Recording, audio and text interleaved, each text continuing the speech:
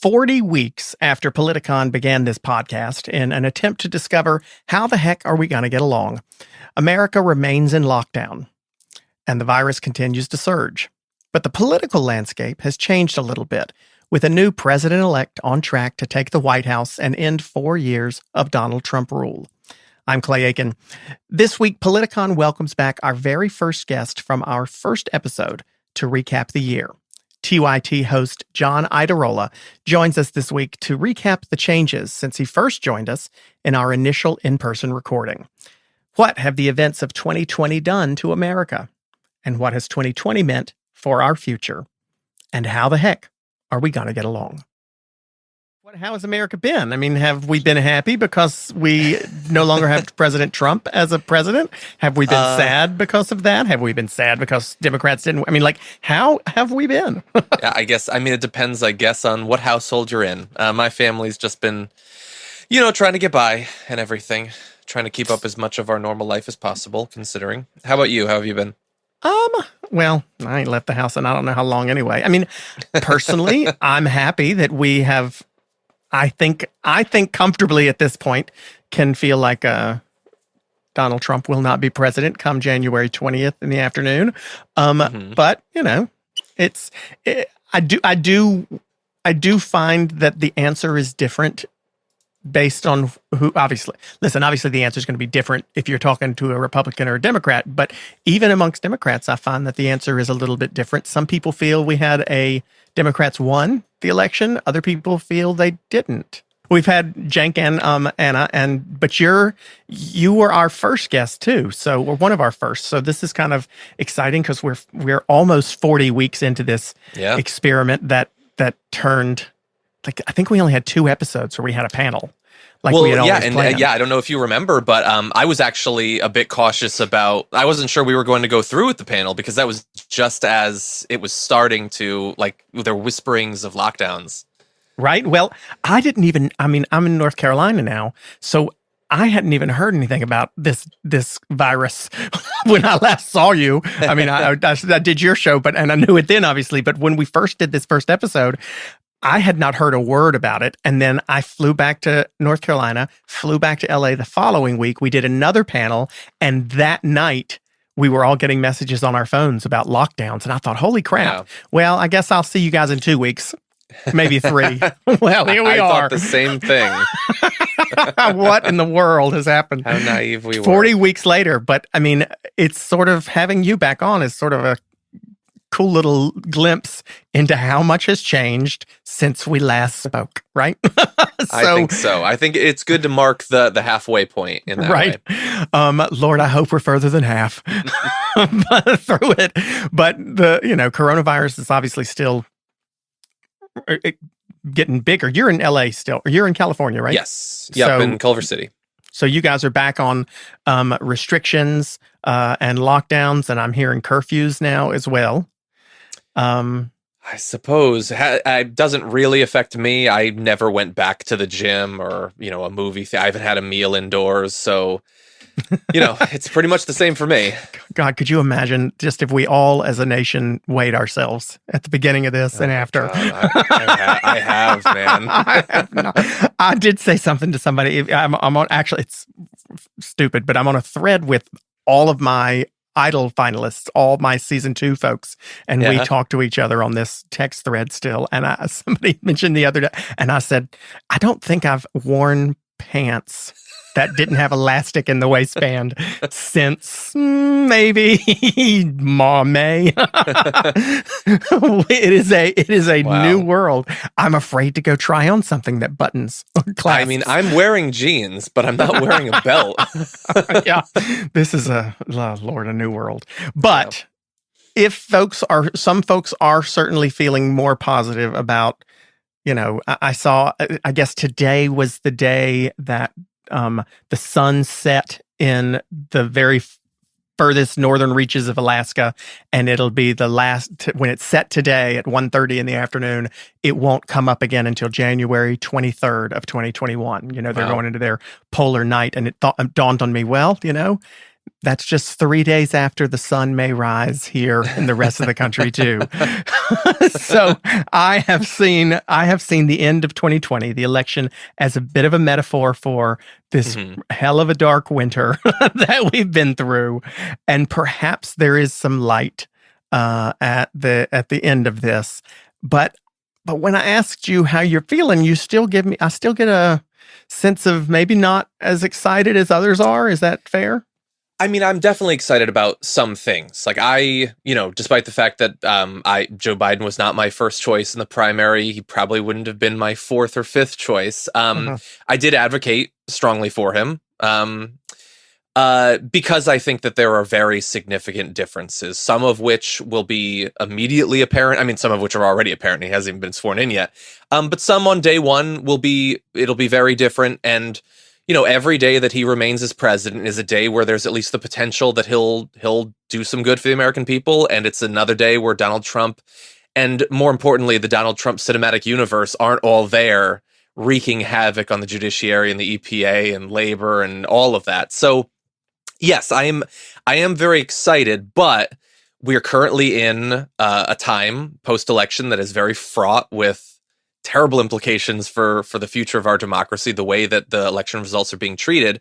And I only had about 48 hours of sort of relatively pure joy before I started thinking about the conflicts to come. And I believe that we have entered a period that might be better in some significant ways from the Trump years, but I do think that what was sort of awakened by Donald Trump, there will be other people who are going to be trying to follow in his footsteps, and some of them might even be savvier than he was, and that does make me nervous.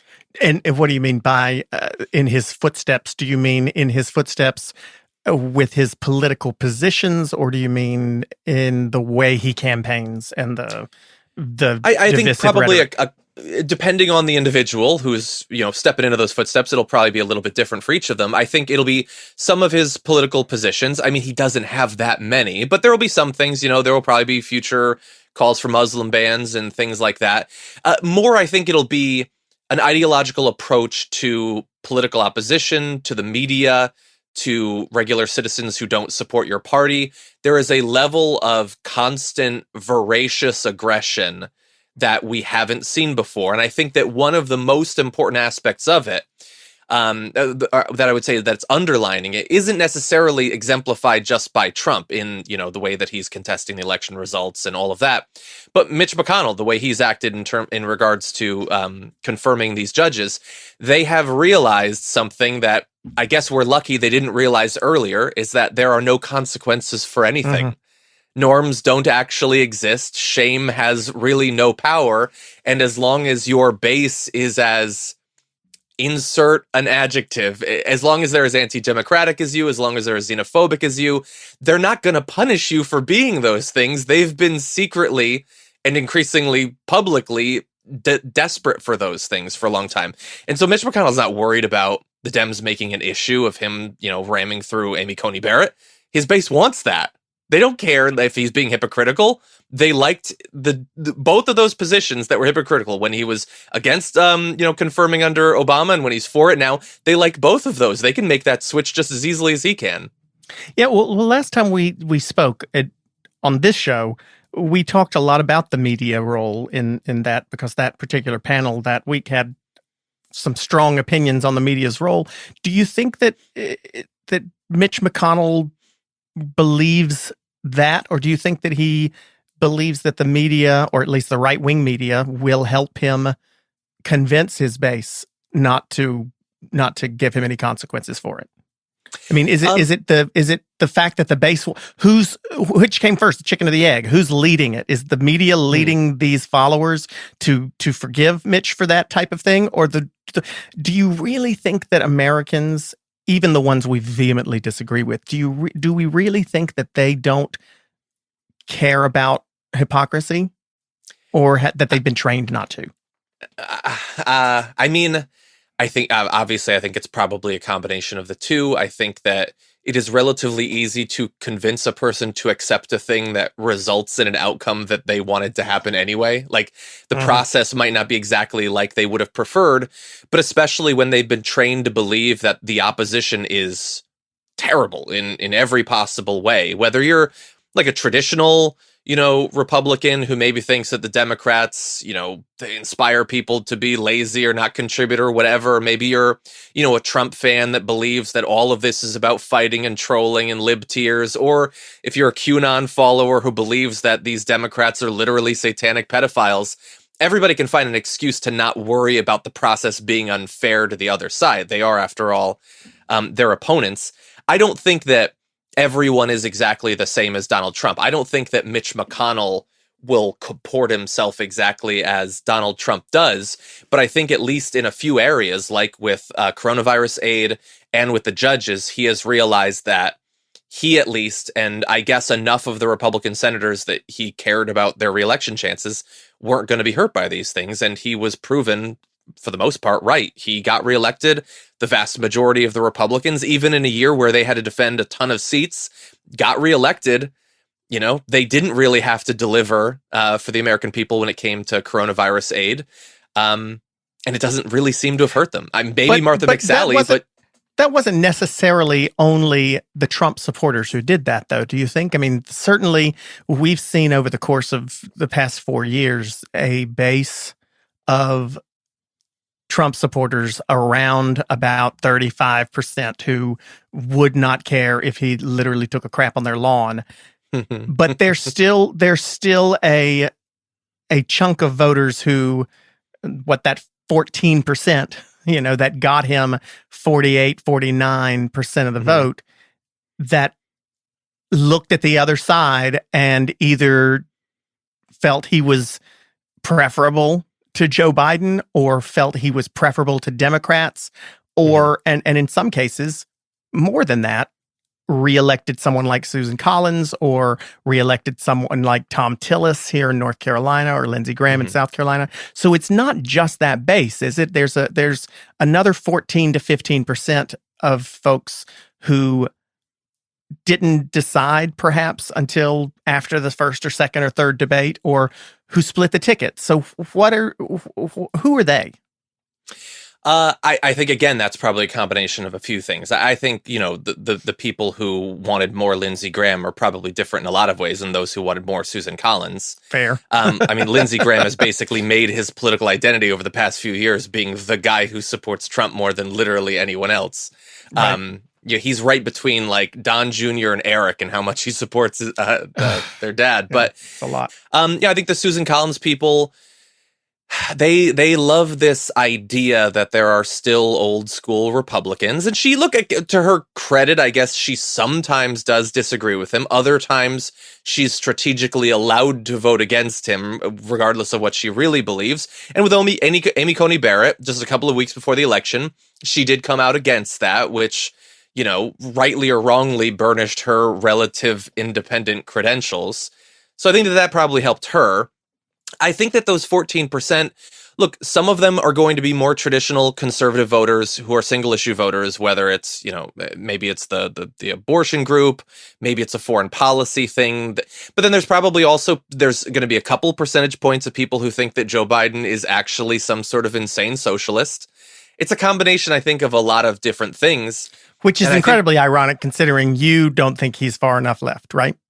No, I don't think it is. Okay, yeah. So, it is. So it's ironic. It's very funny that people think that he's a socialist. I want to talk about the Susan Collins things for a second, though, because when the Amy Coney Barrett thing happened, I'm a big Supreme Court nerd and just absolutely live and die on everything Supreme Court, and am fascinated by it. Was not just heartbroken that Ruth Bader Ginsburg passed, but was incredibly heartbroken by the fact that opened up this window or this door for Donald Trump to put a third very conservative justice on the bench. And I found myself in an argument / discussion. I try not to argue with people a few weeks after, or a week or so after he had announced, and before every senator had sort of staked their ground on this. And we had heard folks like Lisa Murkowski were going to oppose the idea of it. We had heard that Susan Collins was going to oppose the idea of it. But we were waiting on folks like Tom Tillis or Cory Gardner to make a decision. And I asked a friend of mine about Cory Gardner specifically, but I'll ask you sort of the same thing. If Cory Gardner had, in the heat of his race, stepped out and said, you know what, I am going to oppose Amy Coney Barrett simply because I don't believe that this current president should name the replacement. We should live by the standard we set after Merrick Garland, and the next president should name the replacement. If Cory Gardner had said that, would you or would other progressives have been willing to say, you know what, we should vote for him? We should support him. Look, obviously, it's a good question. Partially because you know the answer, but no, it's a totally fair question. No, yeah, definitely not. Right. And the person who I asked, in fairness, was not nearly as progressive as you are, at least politically, in the political sense. Policy-wise, maybe so, but politically was not.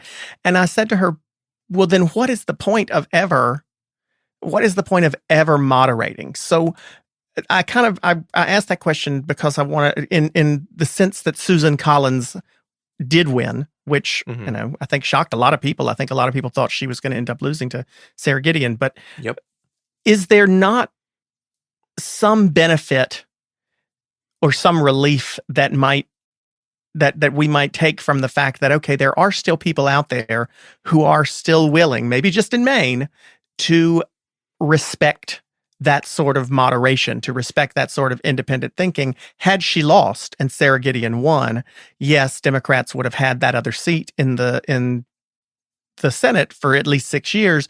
But perhaps on the Republican side, we would have found that Susan Collins would be replaced by Paul LePage up there the next time around, and we'd end up no longer ever having any independent thinking Republicans at all. Like, if you can't get rid of Republicans, shouldn't you be happy about those few that might occasionally vote with you?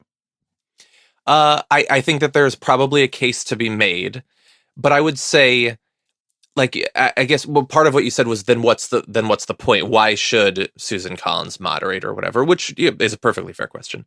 I think the relative independence that she had from the harder right conservatives probably is what has allowed her to continue on in a state that's a little bit bluer anyway up until this point. I think there's a reason the Democrats try to present her as more conservative, more Republican, tie her to Donald Trump. It's because they think that that's not representative of the state. For some of the others, in terms of the election, it doesn't necessarily... For one thing, Cory Gardner is not trying to convince me to vote for him, but there are a lot of people in every state that are not as to the left as me, and he might successfully convince some of them who don't necessarily have as durable a party identification as I do. Don't necessarily... Well, yeah, maybe. He sure didn't this time. But that's fine. If Hickenlooper's okay with that, so he's fine. That's a good point, yeah. I mean, partially it's trying to convince people to support you. Partially it's not saying and doing things that are so abhorrent that, internationally the other side decides to either raise tons of money or spend tons of money as a result of it. We've seen a few instances of that. But also, like, if we are going to get back to a time where, in theory, the parties could work together, and I would probably dispute how beneficial to most of the American public that time actually was, then what needs to happen is it needs to be present, at least in a few cases on both sides, and that isn't really what I've seen over the past few years. What I've seen is Democrats like Joe Biden who talk constantly about how we're going to have that bipartisanship and we're going to, like, reach across the aisle. Barack Obama, obviously, for the vast majority of his first term, probably bleeding into his second, thought that was possible. And they were shown to be inaccurate in that belief. And the issue is that there's not just a disparity in terms of how much each side is really trying to work with the other. It's that there's sort of an opportunity cost to this. That for the most part, and feel free to disagree, the Democrats come in because there are big things they think need to be done. I as a leftist, think that they don't think big enough, that their solutions aren't big enough, but they are in theory trying to do things like the ACA and, fixing student loan debt, stuff like that. A lot of the Republicans are, for the most part, perfectly happy to just stop those things from happening. Theoretically, every 8 years they pass a tax cut or something like that. Maybe they want to shut down a little bit of refugees coming in. But for the most part, the system seems to be working for them. And so grinding things to a halt doesn't hurt both sides equally. It hurts the people who are hurting more than the people who are currently benefiting. Isn't that what conservatism is, though? I mean, listen, I'm not going to disagree with you, but I'm going to ask the question. Conservatives don't want to make as many changes by definition, right? Yeah, I'm sure. Ideologically, I think that's accurate. I would say that is out of step, not just with what I would consider to be an objective read of what the American people need. And understand I exist within a bubble, obviously, so I'm probably wrong.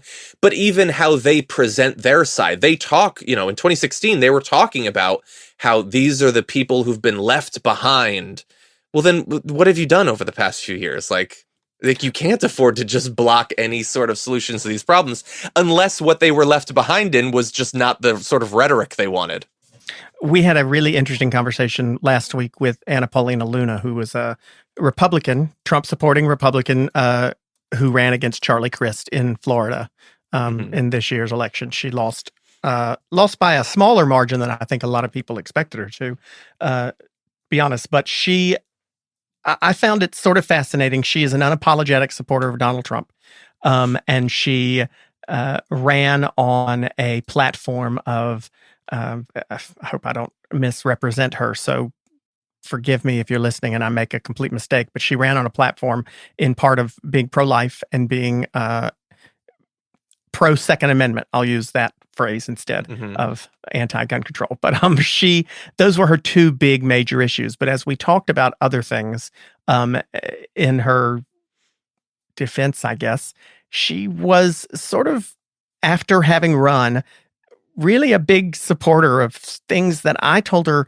you're kind of acting like a Democrat here. She was a big supporter of things like getting rid of money in campaigns. She was not quite willing yet to distance herself or say no to certain changes in other programs like healthcare, perhaps. And I asked her, I said, I don't want to hurt you if you ever run for anything as a Republican again, Anna, but you sound a lot like a Democrat here. And the conversation from there sort of turned to this belief that I have, only me, and maybe and you may disagree with this too, but that a lot of people in my world here in solidly purple North Carolina are almost on the same page policy-wise with a lot of Democrats. They can see the benefit of something like single-payer health care at the very least. They can, some of them can even see the benefit of universal health care, but at the very least, single-payer health care. They absolutely can see and understand the benefit of college loan forgiveness or debt forgiveness. They can see the benefit of, she was very much against corporate interests having any power or influence in politics. I think universally, so many people see that as a deleterious part of our government when so much corporate interest and lobbyists are involved. Just the list goes on that people tend to agree with Democrats on so many things, and yet Anna Paulina Luna was running as an unapologetic, convinced that she was a Republican. And I scratch my head about that. I imagine you probably have scratched your head once or twice about it too. Why is it that Democrats actually seem to have policy positions that a lot of Americans agree with individually, but just will not vote for a Democrat because they do not believe that Democrats stand for the policies that will help them in their life? What is wrong with Democrat branding? Yeah, I would say I don't necessarily disagree with that position. That I think there are far more positions that Democrats hold technically that are very popular than then why can't we convince people? Why can't we convince voters, or why can't we? Why can't we get voters? I mean, why is it that people are running as Republicans when she actually agrees with Democrats on things? Well, I think part of the problem isn't just with the voters. Like, sure, there's people have been misinformed. There's that sort of thing, but I think part of it is a semi-accurate read of the actual extent to which these Democrats really prioritize and will actually make good on. Like, it's one thing to put something in a stump speech.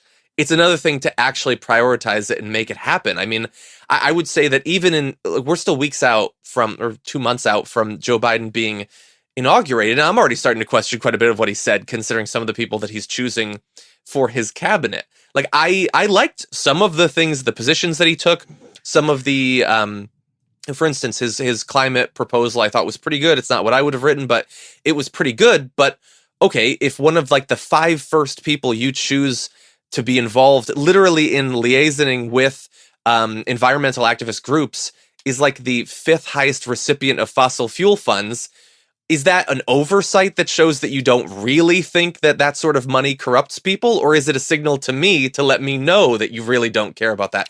I didn't add fossil fuels and environmental stuff on my list of things that I find a lot of people agree with us on.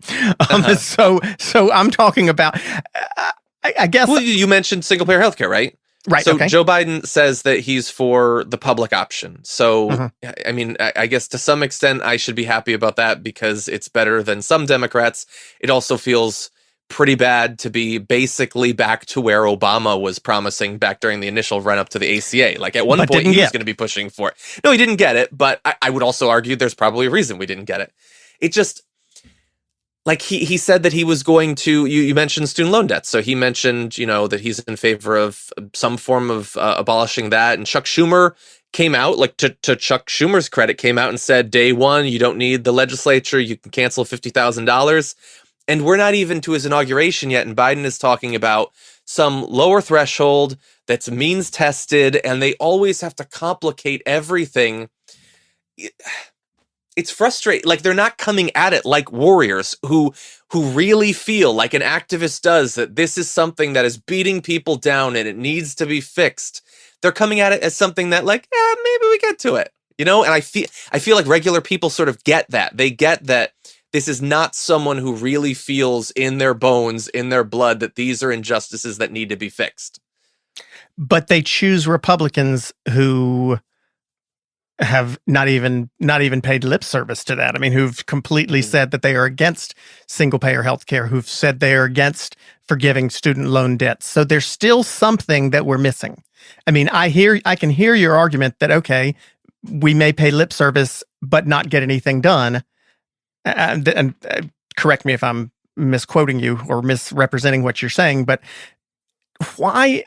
I can give you that, but why are they going to the Republican Party who doesn't even give them that lip service? I mean, there's got to be something more than just the fact that Democrats aren't liberal enough or not following through with some of these liberal policies as far as they should.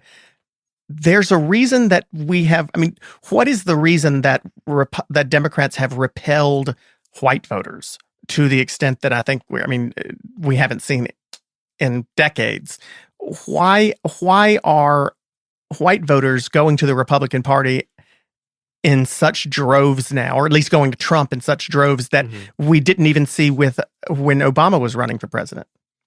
Well, I think it's good that you broke it down along those lines, because my response was going to be that sure, in a lot of House races and in quite a number of Senate races, obviously they have gone for the Republican. Nationally, Republicans basically never win the popular vote. They know they're barely even campaigning to win it. They're just assuming at this point they're going to lose it and they're going to win the Electoral College. Trump has even retreated from that position. Now they don't even think they need to win the Electoral College. But Right. Sure. When you break it down along racial lines, yes. I don't know exactly how the final numbers for Joe Biden are going to work out. I think that he did a little bit better amongst white women, but I think Donald Trump is probably still going to end up winning the majority of them, which is a whole nother headache. I mean, my response would be that clearly the Republicans are offering something. They're not offering actual, sort of substantive financial improvements to people's quality of life. They're barely even promising that. Like, I don't know what Donald Trump's platform was for his reelection. He was asked multiple times by very friendly interviewers, including Sean Hannity, what are your priorities when you get reelected? And he would change the subject. We're past the election. I still don't know what he wants the second term for, but they are offering something. I think, it's a big conversation, but I think that there's no stronger or more campaigned on form of identity politics than white identity politics as practiced by the Republican Party. And I think that a lot of these voters, especially a lot of these poor white voters, would go for the party that offers policies that would improve their quality of life if they actually believe that it was going to happen. And if they don't actually believe it's going to happen, then they're going to go for the party that's going to do something else. And the Republicans are definitely trying to appeal to those people, but not with things like healthcare and, student loan debt repayment, like those sorts of things. Like, so you believe that the way to win that particular block of voters back is to do more for them. Yeah, I think it would be relatively easy if you were to actually deliver, I think. And look, Joe Biden is not a leftist. He's not a socialist. I know this is going to come as a shock to some conservatives. He's not actually he's not a devotee of Mao. He's really not. But I believe today's press conference taught us that their new boogeyman is Nicolas Maduro and Hugo Chavez. Those are the new boogeymen. Yeah. Chavez's last act as a ghost was to get Joe Biden elected. Right, exactly. Exactly. But didn't Obamacare itself actually provide a tangible benefit to those same voters that we were talking about? I mean, that block of voters, that block of blue collar, white working class voters in the Midwest got a tangible result from Obamacare that did improve their lives. Many of them got an increase in the earned income tax credit also, and still they voted for Trump. So does that not sort of say, well, your philosophy on do something for their lives and they'll vote for us sort of didn't work after Obamacare, did it? I don't know that. I don't know that that's necessarily fair. I think, look, the ACA is not the bill that I would have wanted passed, but it was certainly an improvement over the situation we had before. And I think, in general, if you poll people what they think about the ACA, I still think, even considering all of the incredible limitations that were baked into it that I'll probably turn to in a moment, I think it's still quite popular. And we don't know exactly, if you were to pluck that out of history, what the ripple effect would be. But, Obama was reelected.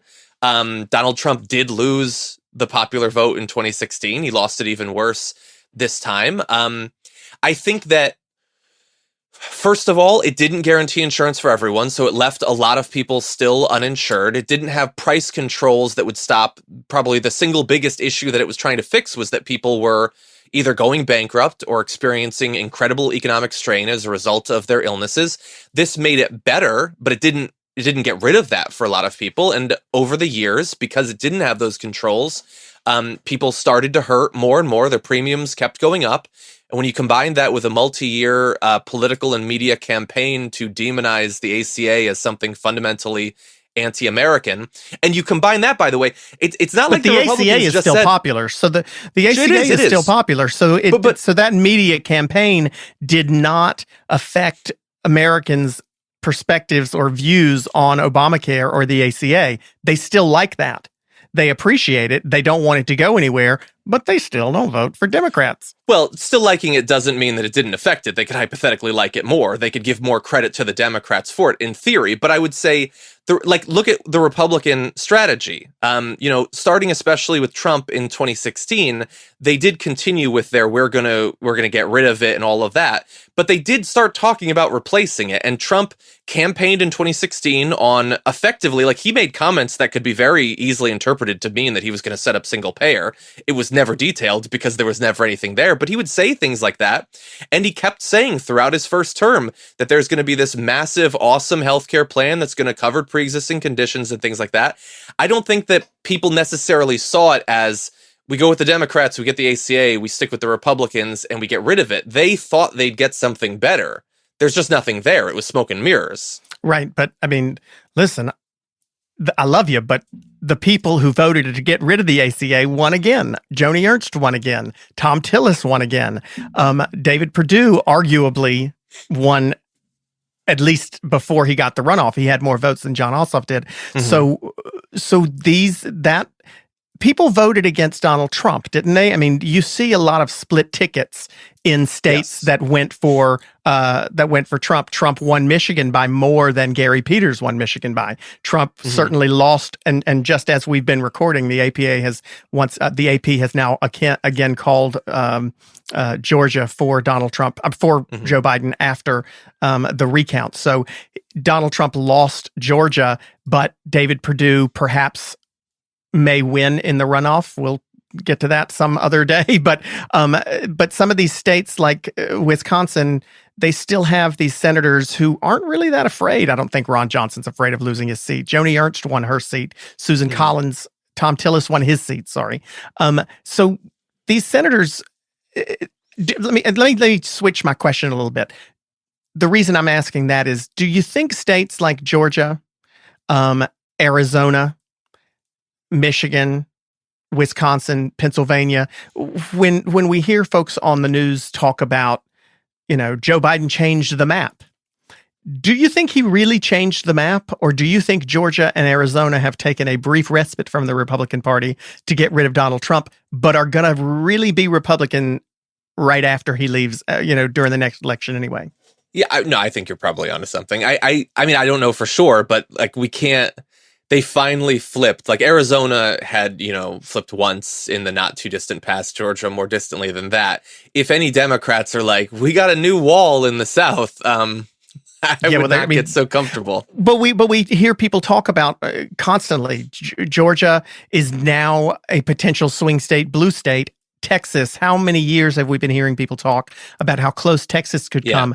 I don't know about you. I put Texas on my prediction map this time simply because I thought maybe this is the year. But it kind of goes back to the. Did you? Well, we were all being very hopeful, right? There. It was aspirational, right. But I did put it too. but you knew that it was unlikely, and I knew that it was unlikely when I put it on mine as well. But I will say I got every other state right except for Texas and unfortunately my own home state. But North Carolina didn't go the way I thought it would either.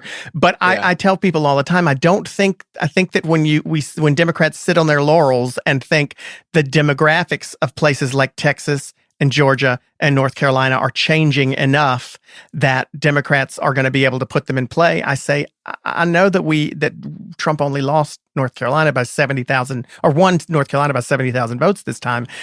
But I'm telling you, it's not going to be that close. Every other statewide Republican on the ballot in North Carolina this year won, unless they were running against an incumbent. And so this was not a year, if you ask me, at least here in this state, that Democrats won anything. I mean, this was a year that Donald Trump lost. He lost his seat, and Democrats lost every other seat. So, I guess you've sort of answered this a little bit, but we've got a question from a listener who wanted me to ask you, what does the Republican Party need to do to rehabilitate? But I want to know what the Democrat Party needs to do to rehabilitate, because I don't think that the Republicans have to rehabilitate as much as the Democrats do. I mean, a lot, honestly. I mean, my job basically is trying to do that. But I think, look, Joe Biden won, so that's great. I'm glad. Hillary came close, but I think one thing that we could try is to stop running candidates like that. Like actually run candidates that are going to excite people. I think that when the Democrats do that, they can do quite well. I mean, Bill Clinton was obviously popular. Barack Obama did incredibly well. And I think in no small part, not just because he was charismatic or whatever, but that to my earlier point, he really did seem to believe what he said. He really did seem like he cared about these things. I think that aura faded year by year. But I think that same advice to a lot of these Senate candidates, the candidates that we ran, including in Texas and against Mitch McConnell, were not necessarily the most dynamic, awesome candidates that, the ACA, again, I keep we're holding up as an example of providing material benefits, which it is, but it's not sort of my preferred policy or anything like that. You can go to ballot initiatives like in Florida. They like effectively doubled their minimum wage gradually between now and 2026. Drug legalization and decriminalization passed in multiple states around the country. Like there were places where more quote unquote leftist policies were doing very well, but didn't have Democratic candidates that were. But aren't you making my argument a little bit for me? People do like those policies, but Joe Biden isn't running on drug decriminalization. He's not running on doubling the federal minimum wage. These are things that they could be running on, but they're not. But didn't they run on? Didn't Republicans effectively force Democrats to run on something like defund the police? Though, I mean, did defund the police hurt Democrats? Think so. I'm sure that you can find someone who would say that, but no, I don't think so. I just who was running on that? Who honestly? No, I don't think anybody was running on that. But didn't Republicans convincingly make the case that this is what Democrats want to do? Did Democrats not do a good enough job of pushing back and saying, no, this is not what we want to do. We don't want to defund the police. Well, I mean, in theory, that's one way that they could have responded. Another is that they could have actually messaged. In this year of the biggest social movement of our lifetimes, they could have done a much better job. They did a couple of photo shoots. They renamed a few streets. What were they proposing? Like if they're not going to actually make their own case in terms of what they really fundamentally want to do to reshape criminal justice, law enforcement, all of that, well, then sure, a lot of these conservatives are going to listen to the spin put on it by the Republicans. We see the same thing, by the way, with the climate crisis. Where good point. No, I agree with that. But did the phrasing of if you're explaining, you're losing, right? And I'll be the first to say what good came out of this crisis, in this, the crisis of unarmed black men being shot or having their necks kneeled on. We got rid of a few statues. We changed the name of a middle school or two. But what actual tangible change took place? And I'll be the first to say, not really that much. But did Democrats waste too much time by putting Band-Aids on things, by changing the names of these schools, by taking down these Confederate statues? There's a story this week that I think at the University of Wisconsin in Madison, there's a movement to remove a big boulder that's been sitting in a field in the school campus for years. Someone found out that somewhere in the newspaper 90 years ago, someone used a derogatory term for a black person in describing this rock, and now there's a movement to move the rock. Did the Democrats or the left focus too hard on some of the Band-Aids instead of focusing on the actual fixing of the boat? I think, look, I would say, absent much context, definitely. I agree with you. I guess in this area, I'm more of a cynic. I don't think that beyond the Band-Aids, there was ever much of a consideration. I don't think the vast majority of elected Democrats, sure, on some level, they don't like these things when they see them. They consider them tragedies. They don't feel that this is a systemic series of injustices that can be traced back to overly permissive behavior allowed, by police officers, that the training is fundamentally broken, that for a long time there's been this really not investigated infiltration of police officers by white supremacists and militias and things like that. I don't think that they really ever considered some sort of big sweeping legislation that would change this, even to the extent that the federal government could, because obviously a lot of this has to be done at the state level. Some people do, like Cori Bush, new congresswoman, she cares about this. She was an activist herself coming out of Ferguson. She speaks about this with authority. Nancy Pelosi can do a photo shoot because Nancy Pelosi, she comes from San Francisco. She's been in DC for 50 years. She is not, for them, I really don't think it was, we either rename a state or a street in DC, or we give them really big, substantive, meaty legislation to run on and eventually pass. I don't think that was ever in the cards for the vast majority of elected Democrats. But if Democrats are willing to say, are not willing to say, let's not make the discussion about the Washington Monument or the Jefferson Memorial. There were that whole rally that Donald Trump did in South Dakota where he was trying to protect Mount Rushmore because Democrats were going to come and try to blow it up and get rid of all these monuments. Did Democrats make a mistake by not saying, idiots, we don't want to take down the Washington Monument. We don't want to blow up Mount Rushmore.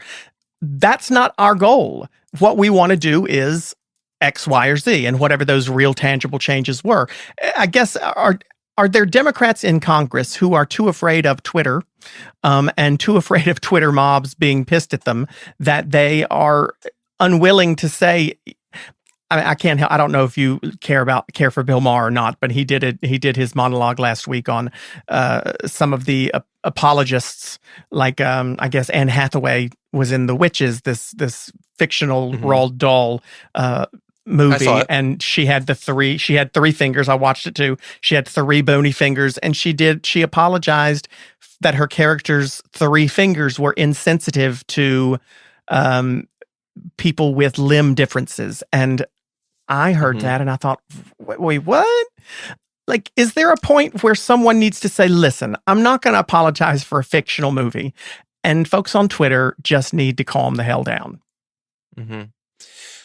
Yeah, I had heard about that. I don't know. It's tough. So I have, and this is sort of related. I have a pretty close relationship with my audience. I respond to comments live in the show. We tweet to each other. We talk on Twitch and stuff like that. And I've had times where things that I've said, I've had messages from people who are like, it seems like you're criticizing this about a person. Well, just, I want you to know, I love your show. I love watching you, but this is true of me.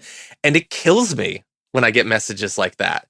And like, sure, sometimes they may think, well, God, really, do I have to watch out for so much? But if you don't want to hurt people who don't deserve to be hurt, sometimes, yeah, we do need to rethink things. That who makes the decision to be hurt by something? I mean, don't we make the decisions ourselves? Feelings, right? But don't we make the decisions ourselves to not be hurt? I've been called faggot so many times on national media by someone, and at some point, I just made the decision. Listen, that word isn't going to bother me, and I'm not going to care about it. And I mean, I go back to thinking about. I mean, when you tell that story to me about your listeners saying it to you, I personally laugh, and I want to come and shake you, John, for being bothered by it, because I think, look at your record. You have a record of defending any oppressed group of people that needs to be be defended. You have shown that you are not insensitive. When you make a comment that may be construed as insensitive, I would see it and recognize that is not what you meant. It might have been a joke. It might have been a misspeak. The fact that Bernie Sanders did not have a black staff member in a high-level position on his campaign in 2016 did not negate the fact that he had been fighting for civil rights every single day of his life since the 50s and 60s. But I didn't consider him racist for for coming from Vermont, the whitest state in America, and happening to not have a black person on his staff. But he got attacked as being racist for something like that. And I think, when are we going to stop seeing the trees and see the forest instead?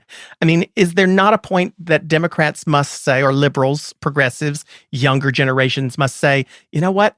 We can't be bothered by every single tiny slight on the internet, because that's what's making so many of these people on the right, or people in the middle, rush to the right because they're afraid they're going to get canceled too. So yeah, look, it's tough. And I'm not going to say that I don't occasionally get bothered by, having to consider something or deal with something. I try to focus on the fact that, like, I appreciate what you said about me, but I approach it as you're never done. Like, you're never, and I think that some people. Well, you're done as soon as they cancel your ass for it. I mean, once you get canceled for something, then you are. Well, we will see. But I would say, like, Bill Maher, obviously, he's someone who considers himself to be very, whatever, progressive on race, but it can also lead someone like him to think that, oh, I've reached the point where I can throw around the N-word and it's totally fine, and come to discover that a guy who's incredibly rich and has lived in LA for literally decades isn't necessarily as in tune with the community that he thinks he's, just saying, like, it's not always going to be up to me because I'm not a part of these groups. But I would also say, and this is a perfectly fine conversation to continue, I think one of the things that frustrates me sometimes about a lot of political speech is that it is presented as if it is neutral, but it is not. So for instance, we have a term like political correctness, which in theory just means either not saying something because it will offend someone, or expecting that people will not say something because it offends someone. But in practice, it's not neutral like I just described it. It basically only describes people who are a little bit left of center or beyond having an issue with something. But those are not the only people that have issue with things or get worked up about things or arguably get triggered about things. Like, triggered again is another term that only applies to left. I got to use that. I got to jump on that though, because isn't that what it is? Isn't that the goal? I was, you may know I'm very good close friends with Meghan McCain. We disagree on about a lot of things, but I love her. I was with her on the day that Donald Trump Jr. came and did The View. I flew up specifically to be there with her that day because I knew it'd be difficult. His book is called Triggered, and I won't call him a man. I'm gonna call him a boy. I know the boy, Donald Trump Jr., and I know that his goal in life is to trigger people. I know that he went on that show hoping to make news because he pissed off Whoopi or Joy. I know that that is what a lot of conservatives get a sick joy out of, triggering liberals. And so I think to myself, you know what? And this is, I'm going to use gay stuff because I feel like since I'm gay, I get to use it, but I'll probably piss off somebody for saying it. But I think to myself, you know what?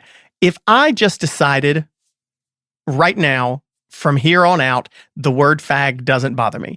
And if every gay person in America just said, you know what? We've decided that word doesn't bother us anymore. Donald Trump Jr. couldn't trigger us anymore. It wouldn't work. If I said it, then Neil Patrick Harris said it, Anderson Cooper, and every high profile gay man and woman in this country said, you know what? From here on out, when you say faggot, I don't care. That's what takes the power out of it, right? Doesn't that take the power out of it? I'm not telling any other group to decide that the N-word is not is fine now.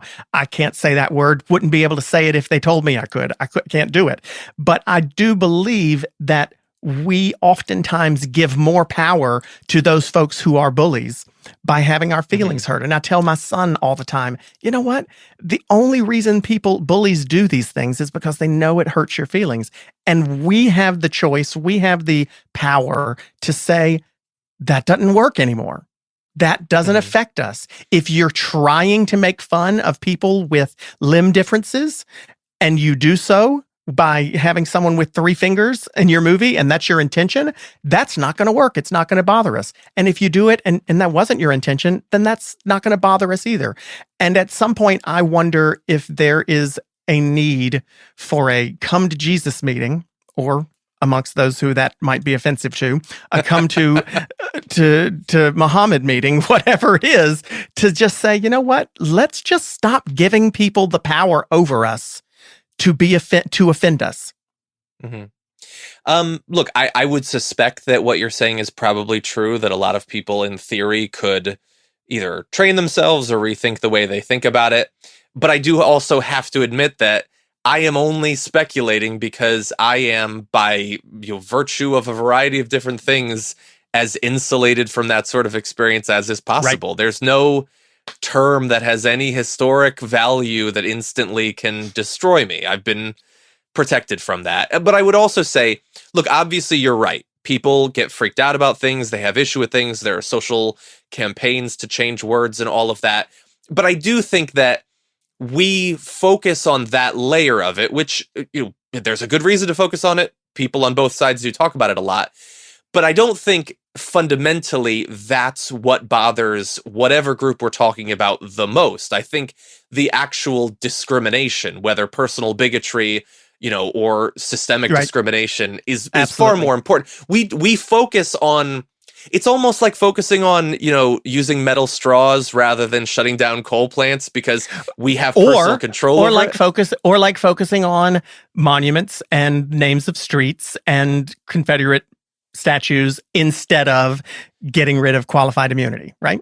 Maybe. I mean, maybe. Shouldn't we be getting rid of qualified immunity or taking away the power of the DA to make the decision about whether or not police should be charged? I say both, but right, yes. I mean, we should obviously. Right, but some of them actually tangibly get people killed, and some of them are offensive and maybe should be taken down. I mean, I don't see any reason why we should be celebrating Confederate soldiers either. I mean, I don't get the point in celebrating them, but I would prioritize the tangible changes. And once we get the qualified immunity taken away, then we'll take care of the Confederate soldiers. But there's only so much political capital. And I worry we wasted that political capital on changing the name of a middle school instead of, I've said this before, the middle school I went to, the name was changed because it came out.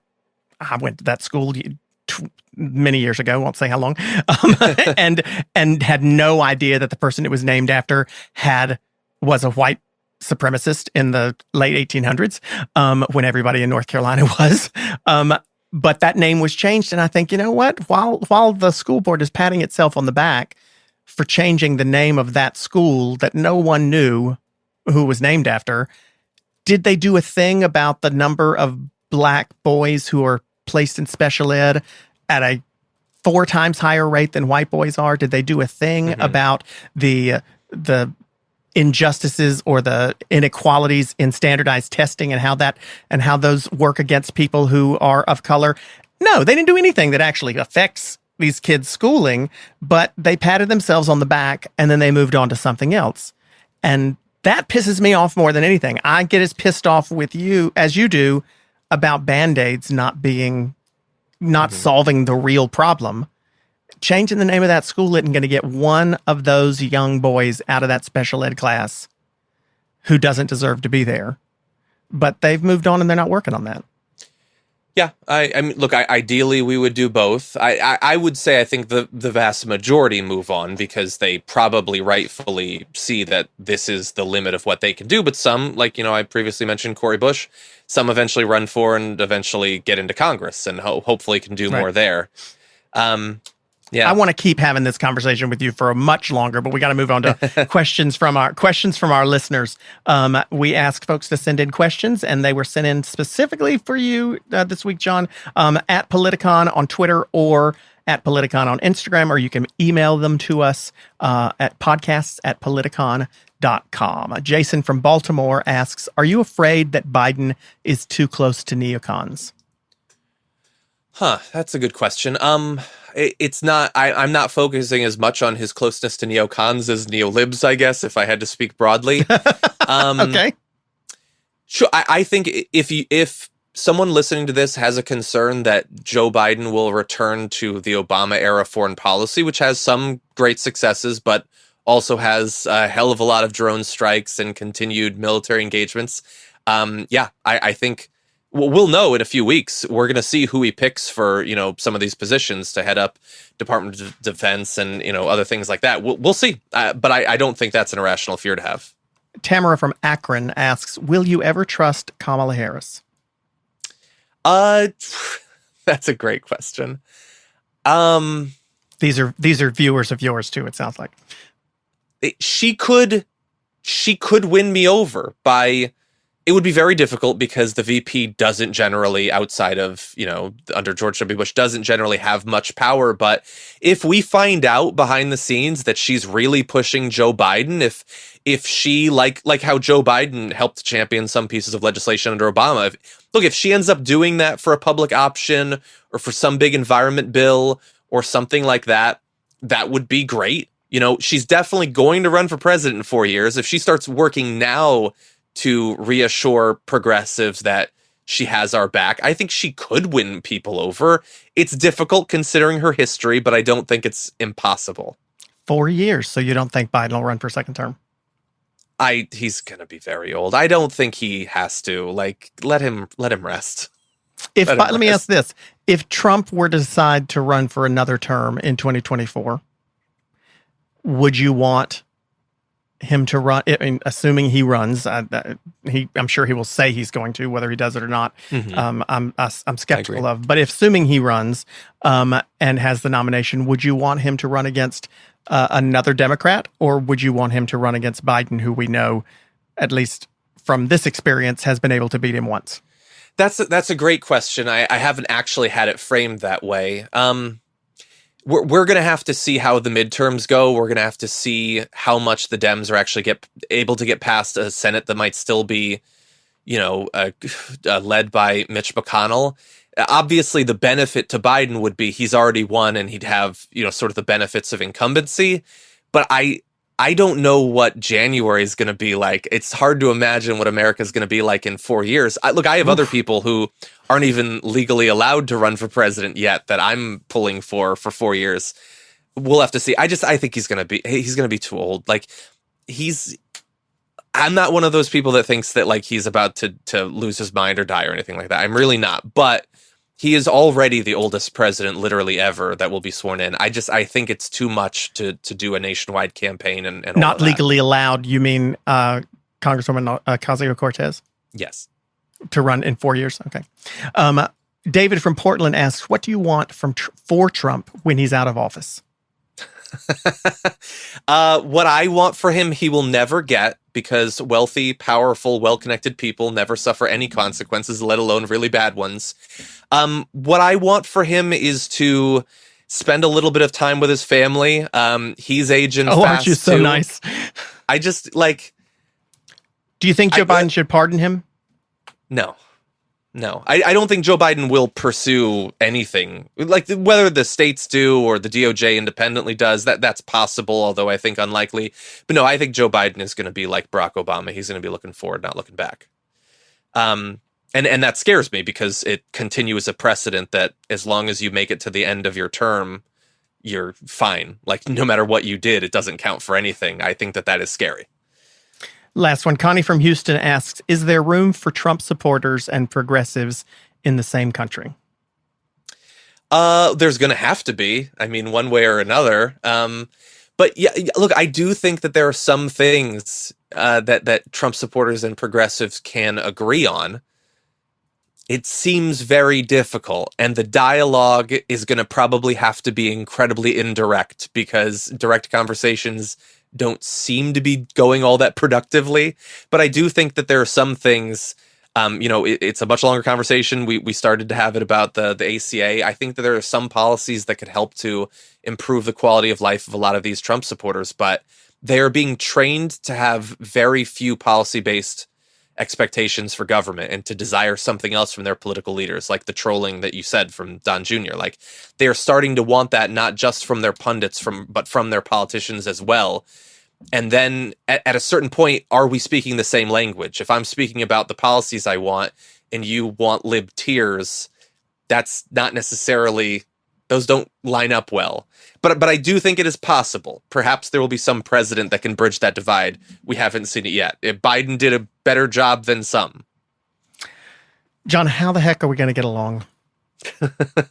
Well, you and I at least are going to, because we keep talking. Right. I'm hoping that we will see a pandemic that fades away with the rapid delivery of the vaccine. I think that will cause the end of a lot of human suffering. A lot of families are really suffering with those losses. I know that my family has. I think that will help. And I think we're all going to get back a little bit of our sanity with Joe Biden, because the news won't be quite as crazy on a daily basis. And Donald Trump will be. Donald Trump may be right about one thing. They might not have the ratings that they did before on the on the news, but I think I'm going to be perfectly happy with it. I turned the news off in March and didn't turn it back on until about a month ago, and I never had a better break in my life. It was lovely. John Iadarola, you can hear him, you can watch him on the Damage Report on TYT. Tell us all again, because every time Cenk is on or Anna's on, we have a new there's a new way that people can find TYT. I know it's on YouTube TV now. Where else can we see we're on YouTube TV. You can go to twitch.tv/TYT. My channel is The Damage Report, available on YouTube, and that sort of thing. But just search The Damage Report and I'll probably come up. And John Iadarola, we'll have him tagged in all of our social media, but you can follow him on Twitter and Instagram, John Iadarola, Iadarola. And thank you so much for coming back and joining us in our quarantine life. You're one of the only people who, like I said, got to see us, got to be a part of a panel in person. But it's nice to catch up with you, and I'm so glad that you came back, and we hope you come back again. Anytime. Thank you. Thanks a lot, John.